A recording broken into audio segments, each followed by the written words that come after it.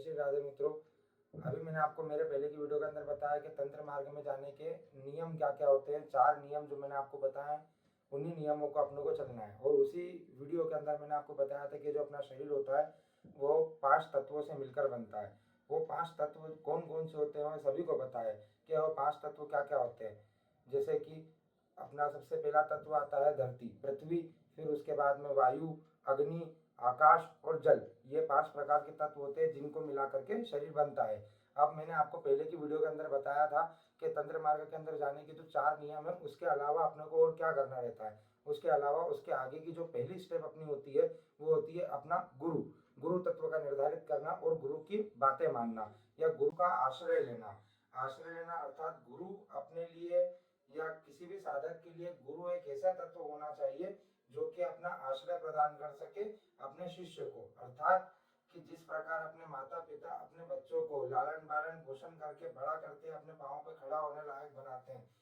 जिस प्रकार अपनी ऊर्जा उसके अंदर पूरी तरीके से देने के, अपनी ऊर्जा पूरी अपने बालक बालिका के अंदर देने के बाद में वह अपने बालक बालिका को इस काबिल बना देते हैं कि वह खुद अपना लालन पालन पोषण कर सके, अपने परिवार को पाल सके एवं अपने बच्चे बच्ची इत्यादि को पाल सके। उसी प्रकार गुरु जो होते हैं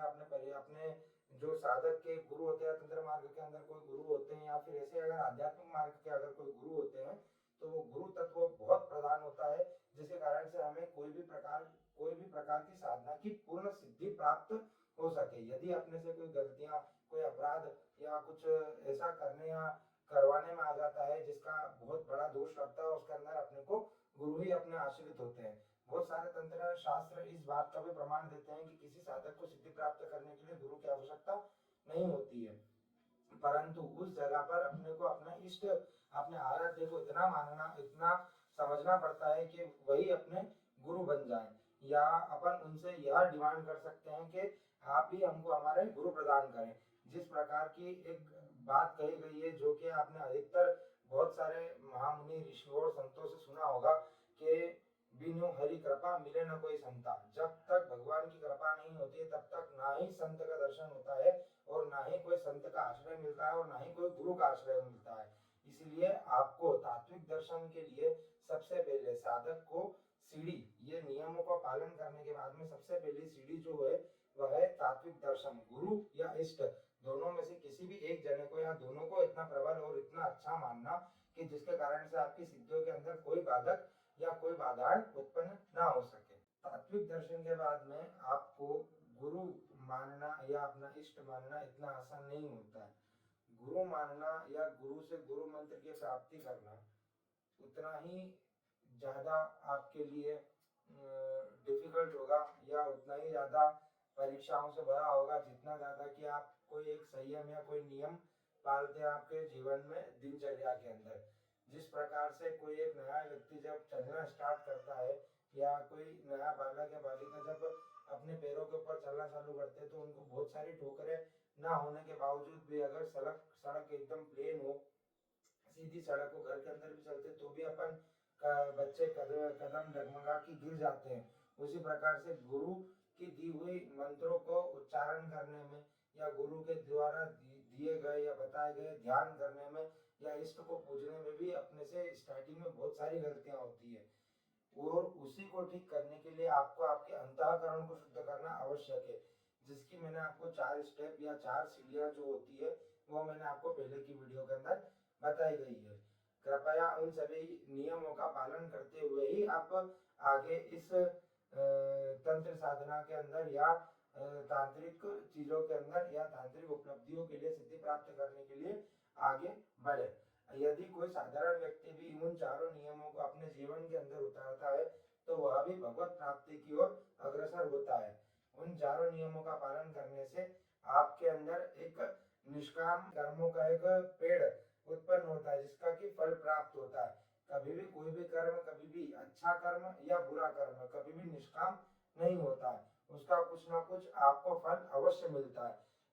श्रीमद् भागवत गीता के अंदर कृष्ण भगवान ने अपने को निष्काम कर्म के बारे में बहुत अच्छे और बहुत सुचारू रूप से समझाया हुआ है। निष्काम कर्म अर्थात वह कर्म होता है जिसके अंदर कर्म करने के बाद के कोई भी फल, भले ही वो आपके लिए अच्छा हो या बुरा हो, फल की चिंता किए बिना ही जब अपन कोई परोपकार का काम करते हैं तो उसी कर्म को निष्काम कर्म किया जाता है, जो कि यह भी अपन अपने गुरुदेव या अपने माता पिता से या अपने इष्ट आराध्य से सीख सकते हैं। ठीक, गुरुदेव के लिए मैं बार बार गुरु और गुरु तत्व के बारे में इसीलिए बात कर रहा हूँ क्योंकि हमारे सनातन धर्म के अंदर गुरु महाराज के लिए बहुत अलग अलग श्लोकों का इस्तेमाल किया गया है, जिसके अंदर एक श्लोक ऐसा है जो कि सभी मानव जाति के सभी लोगों को, जो भी आज तक स्कूल के अंदर गया हो या न गया हो, बाहर रहा हो या जिसने थोड़ा बहुत भी कुछ पढ़ा हो या सीखा हो सुना हो, तो उन सभी को वो श्लोक याद है। श्री गुरु ब्रह्मा गुरु विष्णु गुरुदेवो महेश्वरा गुरु साक्षात पर ब्रह्मा तस्मै श्री गुरुवे नमः। अर्थात अपने गुरु ही अपने ब्रह्मा विष्णु और महेश समान है, मतलब अर्थात परमात्मा अर्थात तत्व केवल अपने गुरु ही है और तात्विक दर्शन कराने वाला ही परमात्मा होता है, जो कि अपने आत्मा को अपने शरीर को अपने भगवान से या परमात्मा से मिला सके। वह तत्व केवल गुरु के पास ही होता है। इसीलिए मैं बार बार उसी बात के ऊपर फोकस कर रहा हूँ कि आपको आपके गुरु तत्व की प्रधानता या आपके गुरु का आशीर्वाद या गुरु का होना या इष्ट आराध्य का होना या इष्ट आराध्य का आपके ऊपर आशीर्वाद होना कितना ज्यादा महत्वपूर्ण है। उसी के बाद और जिस प्रकार से एक फल या एक पेड़ को उगने के लिए और एक फल प्राप्त करने के लिए अपने को एक बीज की जरूरत पड़ती है, उसी प्रकार गुरु जो होता है वो अपनी आत्मा के अंदर एक बीज रूपी उनका मूल मंत्र अथवा गुरु का जो भी ज्ञान होता है वो अपने को प्रदान करते हैं, जो कि अपने शरीर के अंदर जाता है और एक बीज का काम करता है और आत्मा की शुद्धि उसकी सिंचाई होती है और उसके बाद में एक वृक्ष तैयार होता है, जो कि एक मनुष्य के शरीर के अंदर वृक्ष तैयार होता है जिसका फल हर बार सुलभ मिलता है। अब हम बात करेंगे इसी के आगे कि आने वाले समय के अंदर या अब इसके बाद में अपन क्या कर्म करें या ऐसा क्या करें जिसके कारण से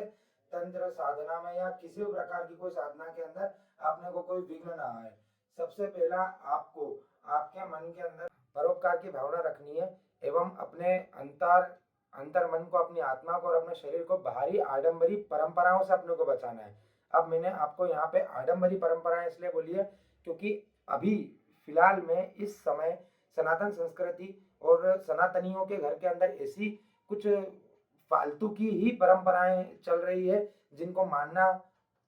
मतलब मेरी नज़र में या देखा जाए तो शास्त्रों की नज़र में एकदम व्यर्थ है।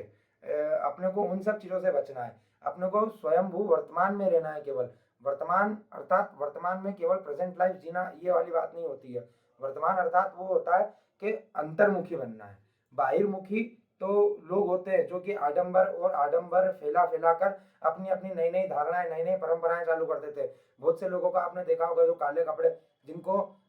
तंत्र के त का भी ज्ञान नहीं हो, ऐसे लोग काले कपड़े पहन के माथे के ऊपर तिलक विलक लगा के कंठी माला डाल के अपने आप को बहुत बड़ा तांत्रिक बताते हैं। मैं भी कोई तांत्रिक नहीं हूँ, बस एक जो